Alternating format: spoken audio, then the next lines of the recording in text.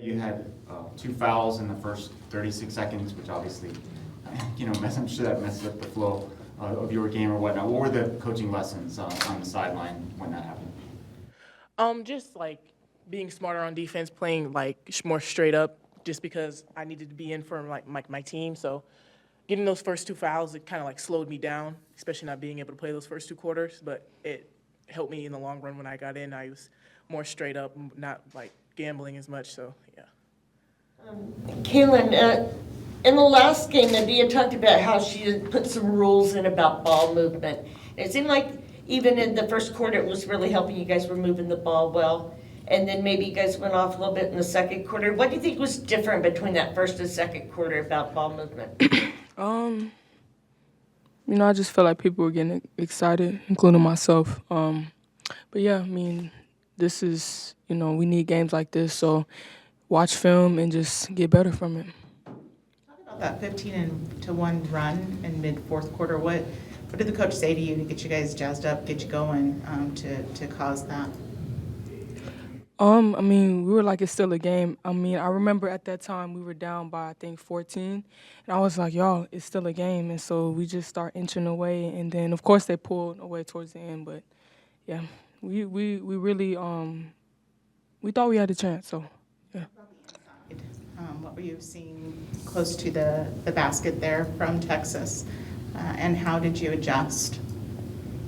Well, me personally, just being more in denying, like with that first foul I got in the first quarter, just being more open and helping, being more mobile, because they were going inside a lot. Their big 44, I think, was posting up like every play, so it was just difficult for me to, I wouldn't say it was difficult, but I had to really focus on, being present on defense and not fouling on her, and then being in help as well. So. When you say that we got excited, what do you mean by that, and why is that a negative? Just like, it was a close game. Going into the second quarter, we were like, yeah, and so we were just taking a lot of shots we didn't need to take, but. What was going on in that, you're down by only 9 and coming into the second half, and you come out and you're sort of flat, right? And it wasn't like in the beginning of the game, you came out maybe a little bit stronger. I know you got down by a little bit in the first quarter and you came back. But in that third quarter, you just couldn't come back, it seems like. Everything, like your offense was sort of stagnating. Your defense, it wasn't the same defense that you typically play and that you played earlier in the game and late in the game. So what sort of was going through your mind when that was happening? And why do you think it happened? Kind of like historically, we kind of struggle in the third quarter, just like that energy drop off for those 15 minutes in halftime and then coming back and then picking up that intensity. But I don't know, like kind of like Kailyn said, like we were in a close game, like we were like hyped. We really thought we had a chance, so like we kind of pulled away from our offense a little bit. We were more free and taking like shots without as much ball movement. And like me personally, I was cold, like I didn't play the whole first half. So, like, it was me trying to warm up and then get in the pace of the game. So, yeah. And what do you think, you're saying historically, because that is sometimes you come in the third quarter and it's not, for a while, it's not good, and then you start up again. What do you think that now you can do to stop that habit? Because it's not a habit that you want going into the next couple games and then Pac-12 starts, right? So you don't want to get down like this again. So what do you think you guys are going to do to stop that habit now? We just have to, like, whatever energy we started the game with, that's the energy we have to bring in the third quarter. Like, we have to treat the third quarter like it's the first quarter of the game. And I think we're getting better at that. It's just something we have to work on. For either of you, what did you guys think of your team defensive effort today?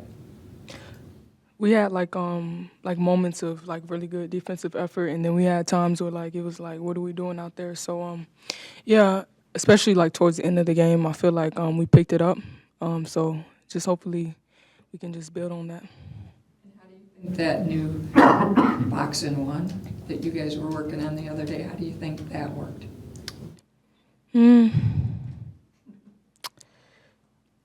Yeah, I don't think I was in too much for that time, so I really couldn't speak too much on that. I think it worked for some. Like, we got a couple stops out of it, and then I think it worked for the most part, but of course there was some like hiccups in it just because it's not something that we run a lot. But yeah. And Breya, what was it like for you? Because, up until this point, a lot of times you have been playing smaller teams. And this time you played a team that, you could match up with and go toe to toe. Was that a little bit, once you got in the flow and got back into your game, was that easier for you? I mean, me personally, I kind of like playing teams that are my size or bigger just because I kind of know, like, what they're going to do. I kind of know, like, the style of play. Like, when we play smaller teams, it's a lot of doubles. It's a lot of, like, they're faster. They're all over the place. Like, you can't really bring the ball down and stuff like that. But, I mean, I like playing, like, big teams like this, especially because they're fun games. Playing, like, a team like Texas that's good and larger. So, yeah. And what was like the vibe sort of going into this game? Because it's Texas, they're number 5, so it's the biggest, the highest ranked team that you'd played to this point. This was the biggest game that you'd played. So what was sort of the vibe going into the game? We were all excited. Like you said, this is the highest ranked team I've ever played personally. So it was like, we have a chance. And just watching a lot of film, we were like, we saw like a lot of hiccups. So I just felt like we really could have capitalized on this win. But You guys got way down on your turnovers, only 11 tonight. What do you think was different? Because you've been averaging almost 20 for most of the season. what's the question? Your turnovers, you cut way down on them tonight. What do you think? What do you think was different? Or actually, I guess you were 21. It was points off turns I'm looking at. Yeah, I personally don't think we've been Yeah. on turnovers. Yeah. No, I was looking at points off turns. Going in for either one of you, you know that you're not going to have as much depth as other teams because of the way that the roster is this particular year. Does that come into your mind at all? Do you think about that? Did it change the way that you play or approach the game in any way? No, I mean, more minutes for me, honestly. So, yeah. What about like with the foul situation? Do you have to be even a little bit more? I mean, maybe not as aggressive as you might be otherwise, because I wouldn't say we have to be less aggressive. I mean, we have to play smarter just because there's, not a lot of, like you said, we don't have a deeper bench. So it just forces us to play better defense and play smarter. So Yeah, that's obviously like the main thing, just being smarter. Like Breya picking up 2 fouls in 30 seconds. Oh my God. But yeah, I mean, she's a freshman, so I used to do stuff like that. I still do stuff like that. So just being smarter, that's ultimately the main thing.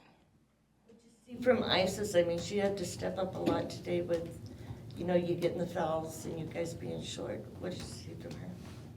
I think Isis played a great game, and we're going to see more of that just because of how our roster looks. So, like I said, it's just us being, me and Isis, like, we foul a lot. Like, we fouled out a couple games. So it's just going to force us to get better at defense, play smarter defense, and not gamble as much. So it'll make us better in the long run. So. As a player, when the crowd starts getting into it, especially McHale, how does that feel out on that floor, and does it help you? Yes, it's like an extra push. Like just hearing them loud, it just gives you something more to play for. So I love it. I love playing in McHale. How do you feel, Rick? The same, like just hearing the crowd get into it, even when we're down, like they're kind of like that thing that pushes us throughout the game. Does this game playing against top 5 team like Texas help you for next game against ASU? Looking at ASU and Texas film, I think Texas kind of put it on ASU, so I'm kind of confident. But like you said, you can't really underestimate people. It's all about matchups. I think we matched up pretty well with Texas, and who knows how ASU is gonna come out. So you just gotta be ready because anybody could come out hot. So. Have they started talking about, I know it's a little bit early, but have they told you about what the ASU rivalry means and why that game is so big? No, I mean I haven't really heard like like the background on like the ASU rivalry, I just know that we want to beat them. So, I just, yeah. Your assignment now. You have to tell Yeah. them about it. I mean, I don't really know myself. So I just know it's just an in-state rival. I mean, is there more history to it that we don't know? I gotta Google that, so. Which game? But a lot of games. Okay. Well, every game. I guess. Every game for the zillion years. Yeah. Oh, in here? In McHale or? No, totally, like there, here and there. and, Every you know, game, every sport. You gotta look. Okay. Oh, yeah, I know that. Territorial cup. Yeah, you get points, and at the end of the year, whoever gets the most points from all the sports wins the territory. Like the best school. State. All right, we'll probably wrap it up here. Yep. Thank you.